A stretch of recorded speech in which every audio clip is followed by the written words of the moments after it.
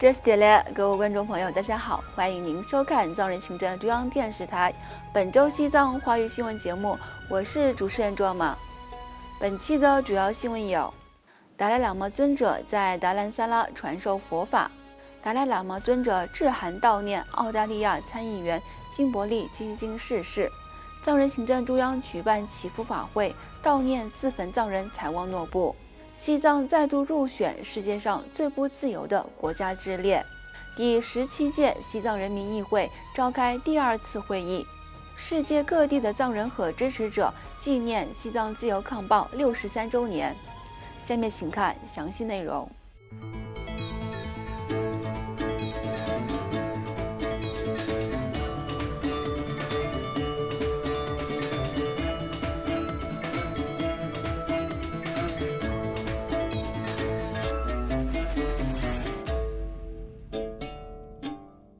在肆虐全球的新冠病毒疫情爆发的2年多后，西藏精神领袖达赖喇嘛尊者于藏历正月15神变节3月18号当天，首次在印北达兰萨拉的大乘法院，向数千名各方信众传授佛陀本身故事和发心仪轨。达赖喇嘛尊者在法会上发表讲话时，强调了他的法体非常健康，以及可以再住世10几年，并呼吁藏人民众学习和发扬西藏珍贵的语言文化。尊者指出，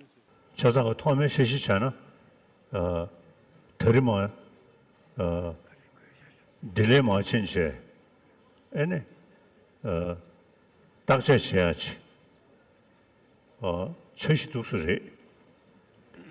애네,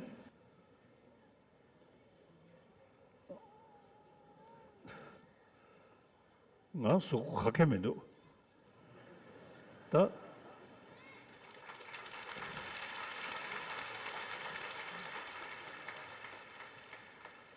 음질이야 복수 쪽에서는 내 배치 야옥지도 와.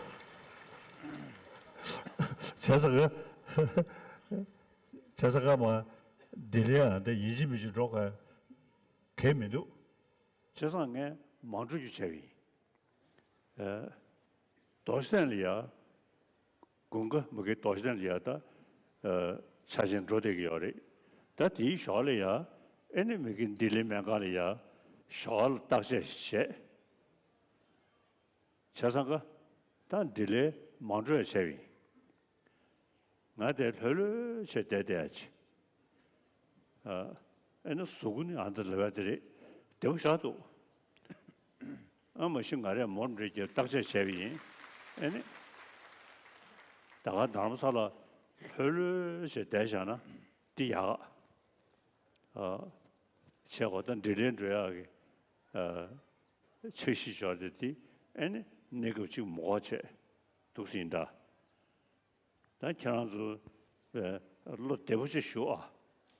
죄송아 와다 나 공부는 용배 라마디에 대단한세 대디 그래서 지난주 로 대부지 쇼시 此外，在全球范围内致力于维护民主及人权事业的澳大利亚参议员金伯利基钦女士于上周四3月10号在墨尔本去世，享年52岁。西藏精神领袖达赖喇嘛尊者和藏人行政中央领导人在闻悉噩耗后，随即于3月12号致函逝者家属，表达了悼念和慰问。达赖喇嘛尊者在致给逝者丈夫安德鲁先生的调研信中，尊者对金伯利基钦女士的不幸离世表达了深切的哀悼和慰问，并强调已故参议员是西藏人民坚定的支持者和朋友。另外，第17届西藏人民议会议长堪波索南丹培在调研信中赞扬了已故参议员在支持真理和正义的价值及原则方面做出的贡献，并对这一不幸的消息表达诚挚的慰问和悼念。藏人行政中央驻澳大利亚办事处代表伽马森格传达了达赖喇嘛尊者和流亡藏人领导人的慰问。另外，藏人行政中央于本周一3月14号举办祈福法会，悼念2月25号在西藏首都拉萨自焚抗议中国政府的西藏著名歌手采旺诺布离世。据可靠消息来源指出，中国当局于3月2号联系自焚藏人采旺诺布的家人，通知他们采旺诺布已经去世。然而，当局并没有将他的遗体移交给他的家人。藏人行政中央司政边巴次仁在祈福法会上向媒体和与会者讲述了采旺诺布的生平和自焚的原因。采旺诺布终年25岁，1996年出生在西藏自治区纳曲市索县，曾在西藏大学就读，后来从事音乐事业，是一位在西藏境内外的藏人社区以及中国大陆非常受欢迎的新晋歌手。而他的舅舅罗珠嘉措是一位先后在中共监狱关押20多年的西藏知名政治犯。2018年1月28号，罗珠嘉措因发布一段关于宣布展开世界和平运动和围绕布达拉宫游行的视频而再度遭捕，随后被判18年有期徒刑，目前已经服刑4年。采旺诺布是西藏境内已知的第156位自焚藏人。由于中国政府严格管控西藏通讯渠道，目前无法获悉更多有关他自焚抗议的细节。与此同时，根据国际人权监督机构自由之家在2月24号发布的2022全球自由度报告显示，西藏连续第2年被列为世界上最不自由的国家，在政治权利和公民自由方面的得分仅1分，与叙利亚和南苏丹并列成为全球最不自由的国家。这份题为2022年全球自由度报告专制统治的全球扩张，是根据人民获得政治权利和公民自由的程度，对210个国家和地区进行了评级。西藏在政治权利方面的得分为-40%，间接指出了中共的专制统治，并表明政府的运作和政策缺乏公开性和透明度。负面评分反映了中国有意将西藏独特的文化、语言、宗教和身份同化为中国化。西藏在公民自由方面仅获得了3/60的评分，突出了西藏人民的基本人权继续被剥夺的情况，以及缺乏自由和独立的媒体、对个人宗教信仰权利的限制、教育系统中普遍存在的政治灌输，以及对个人表达权利的压制，都是过去几年中西藏持续列入全球最不自由国家的原因。该报告重申了西藏政治局势的严重性，强调在过去的7年里，西藏一直是世界上最不自由的国家之一。另外，第17届西藏人民议会第2次会议于本周一3月14号在印北达兰萨拉开幕。第1天的会议呼吁公众关注西藏境内日益恶化的局势，以及不断增加的藏人自焚事件。议长康波索南丹培在致开幕词时强调了中共当局在西藏东部康区的鲁霍县实施大规模压制宗教自由的政策，以及拆毁当地的多座大型佛像和寺院学校，逮捕抗议藏人的事件，并列举了西藏著名僧人作家果希热嘉措遭判10年徒刑的案例。在当天的会议上，与会议员就2月25号在西藏首都拉萨自焚的著名藏人歌手采旺诺布的离世通过了官方悼念决议。此外，会议还提出了悼念达赖喇嘛尊者的挚友、南非大主教德斯孟德·图图等多名支持西藏人士逝世的悼念决议。随后，嘎夏对与会议员提出的质询进行了澄清和说明。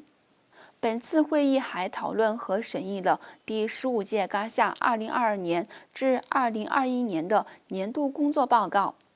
与会议员们对其进行审查和讨论，并质询相关部门的部长。节目最后来关注世界各地藏人和支持者纪念西藏自由抗暴63周年的相关消息。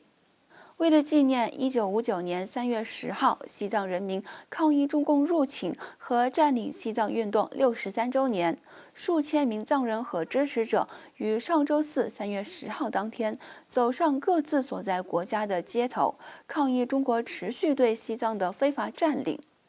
在比利时，350多名藏人在当天上午聚集在比利时的欧盟委员会和理事会的总部前，抗议中国政府在过去的70多年里对西藏的非法占领和残暴统治。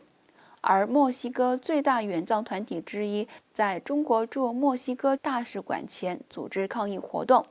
参加活动的支持西藏人士手持西藏国旗，高呼口号，敦促中国政府保障境内藏人的自由和人权。与此同时，藏人行政中央驻拉丁美洲办事处代表静美次仁于本月9号至14号访问了墨西哥，会见了墨西哥多名政要和支持西藏团体的代表，并在数场活动中以西藏议题发表讲话。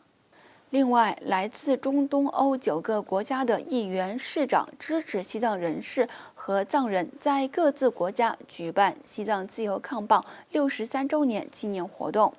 从瑞士到斯洛伐克，从捷克到德国，从匈牙利到意大利，都响起了对西藏自由运动和和平抵抗中国压迫的持续支持的呼声。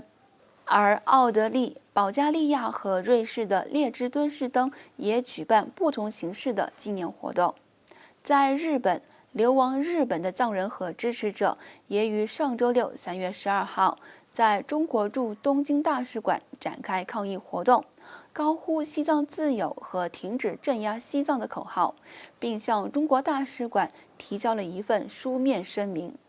在台湾，在台藏人福利协会和台湾西藏青年会联合台湾非政府组织，于3月5号在台北举办了大规模的抗议游行活动。3月10号，西藏台湾人权连线等团体在台北的中国银行前举行大规模的抗议活动。与此同时，在台藏人福利协会和台湾西藏青年会当天也在桃园市举办烛光祈福法会。驻台代表格桑坚参先生、台湾客家委员会主委杨长正先生、桃园市副市长李宪明等政要出席了活动。此外，本着对西藏自由运动的一贯支持，瑞士、德国、捷克、意大利、列支敦士登和匈牙利等6个中东欧国家的1400多个市政厅和官方机构，于3月10号当天升起西藏国旗，声援和支持西藏人民的和平非暴力抗争运动。当天，多个中东欧国家的市政厅将西藏与乌克兰国旗一同升起，以此抗议专制政权对他国的侵略，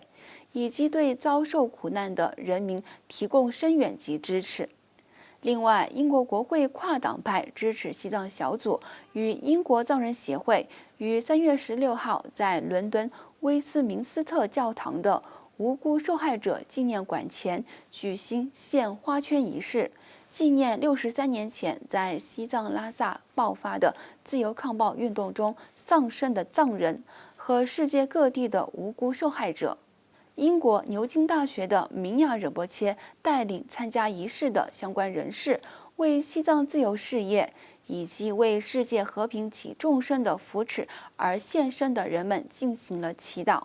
而英国国会跨党派支持西藏小组主席蒂姆劳顿议员在发言时重申了对西藏的自由与和平斗争的支持，并强调他将与乌克兰、新疆、香港及西藏人民站在一起。观众朋友，以上就是本期节目的全部内容。欲了解更多有关西藏境内外的讯息，请登录屏幕下方的网址。感谢大家的收看，我们下期节目再会。